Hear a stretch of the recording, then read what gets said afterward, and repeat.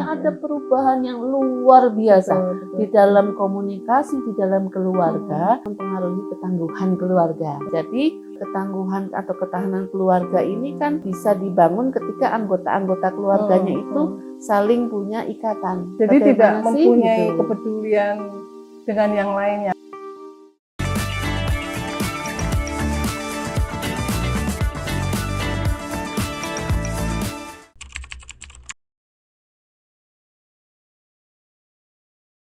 Halo, apa kabar? Sahabat Pandawa Care, saya hadir kembali dengan suatu topik dan materi yang sangat penting sekali. Di mana masyarakat harus tahu, keluarga harus mengerti mengapa keluarga itu ada suami, istri, dan anak, dan harus diapakan anak itu.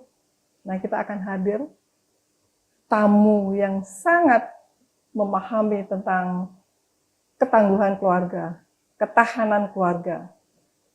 Tapi jangan lupa ya untuk like, share, dan komen. Nah, hadir di sini, sahabat semuanya, itu adalah Ibu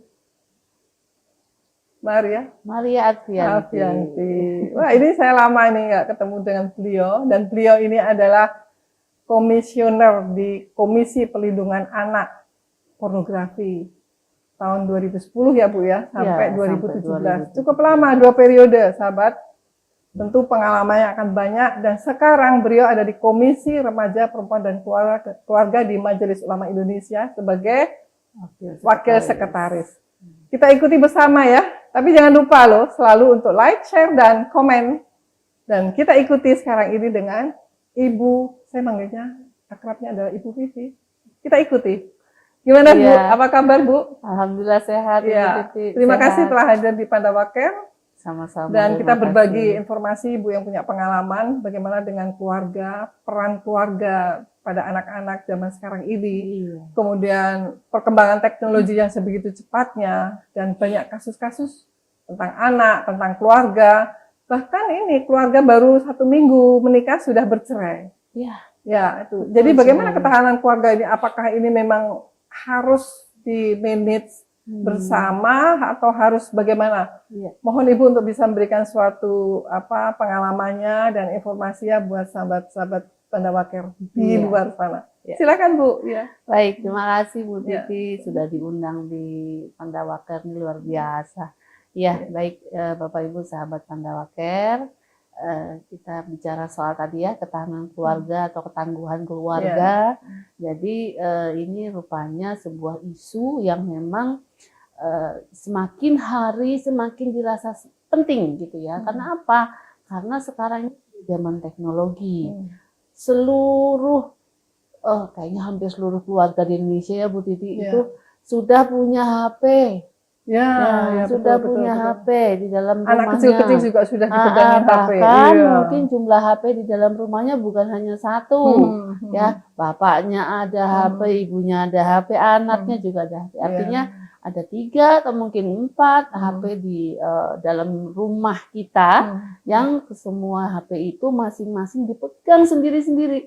Jadi tidak ada yang saling bagi HP. Gitu ya. Nggak sharing HP. Ketemu di meja makan pegang HP masing-masing gitu ya. Ketemu di meja makan ternyata lebih akrab sama HP-nya dibandingkan dengan keluarga.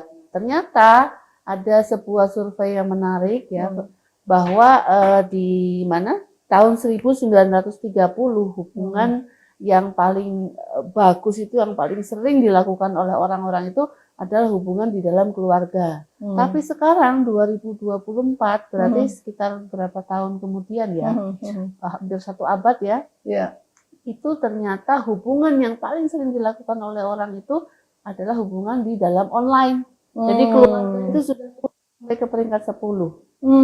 Jadi habis online, kemudian baru teman ya, kemudian ada hubungan kantor ya, kerja, sekolah dan lain sebagainya. Keluarga itu di tingkat yang sangat-sangat bawah. Padahal 1930 itu masih paling teratas ya. Artinya ada perubahan yang luar biasa di dalam komunikasi, di dalam keluarga, yang pada akhirnya nanti ya Bu Titi itu kemudian mempengaruhi ketangguhan keluarga. Gitu kan, yang tadinya mungkin tahun 1930, 40 dan seterusnya Iya, sampai iya. 1980-an lah Bu. Itu kita masih bicara itu antara tadi ya suami, istri, ayah, ibu, anak itu ngomongnya biasa aja, tatap muka. Nah, ketemu kan, sudah makan belum, misalnya iya, gitu ya. iya, Hari iya. ini mau kemana, di Nah, sekolah ada apa dan pulang seterusnya. jam berapa Pulang nanti? jam berapa, itu Iya. semua ada tatap muka. Nah, itu ada transfer emosi, ya, Oh, iya, ada iya. kontak Kontak mata, mata, ya. ada mungkin gestur tubuh, Betul, apa ya. bersentuhan tubuh ya, apa ya, apa antar anggota keluarga. Iya. Sekarang sarapan mungkin udah nggak sama-sama. Iya. Ntar anaknya pergi duluan Betul. atau ayah ibu pergi duluan dan lain sebagainya, nggak sempet nanya hari ini mau ngapain, kemana, pulang jam berapa, makan apa, gitu ya. Sekarang semua mungkin satu keluarga makannya juga beda-beda. Beda-beda. Di Karena tempatnya ada, masing-masing. iya, karena ada sudah bisa pesan online. Iya, iya, iya, Gitu iya. ya. Sudah selera sendiri-sendiri Iya. dan seterusnya dan seterusnya. Jadi ketangguhan atau ketahanan keluarga ini kan apa namanya bisa dibangun ketika anggota-anggota keluarganya itu saling punya ikatan emosi, kedekatan, interaksi dan lain sebagainya. Artinya ketika ikatan ini sudah semakin jauh karena semakin jarangnya ada interaksi, kira-kira renggang nggak ya? Iya, Nah, itu pertanyaan kita jadi seperti itu. Ya, jadi Bagaimana tidak sih, mempunyai gitu. kepedulian dengan yang lainnya. Ya. Padahal itu masih satu sistem Masih organisasi. kecil, Ya. satu pintu rumah. Betul, itu kan kalau dalam sistem organisasi keluarga itu kan paling kecil organisasinya ya. Jadi organisasi inti ya. Betul Di sekali. dalam masyarakat itu organisasi inti paling kecil adalah keluarga yang diharapkan tentunya ikatannya paling kuat gitu ya. Tapi kemudian kita kemudian bertanya-tanya apakah betul ikatannya sudah kuat. Ya, boleh ya, ini saya cerita sedikit misalnya nih. Ya.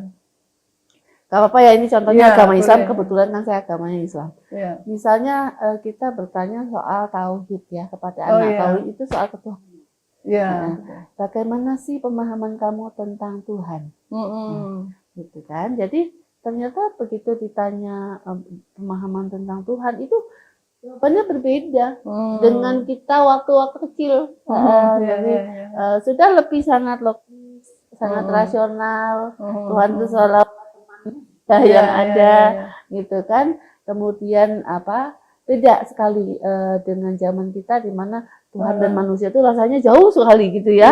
Nah sekarang ketika kita tanya dengan Tuhan, mereka lebih paham, lebih gampang paham gitu kan. Karena apa? Tuhan itu kan memang tidak terwujud ya. Kalau di dalam Islam nggak ada itu, nggak ada patungnya, nggak ada apanya gitu ya. Cuma tulisan Allah gitu aja. Nah, buat anak-anak sekarang lebih mudah karena mereka juga di HP itu nggak ada wujudnya. Teman-temannya itu juga nggak ada wujudnya, tapi ada nih orangnya. Mereka bisa berinteraksi. Nah, itu salah satu yang positif seperti itu ya. Tapi kemudian juga pasti ada hal-hal yang membuat kita khawatir ya. Ketika tadi komunikasi sudah semakin minim, akhirnya diganti lewat HP. Jadi ibunya nanya sama anaknya, tadi sarapannya apa? Jangan-jangan malah nggak tahu anaknya sarapan apa. Terus nanti nanya sama suaminya, Bapak makannya apa? Ya.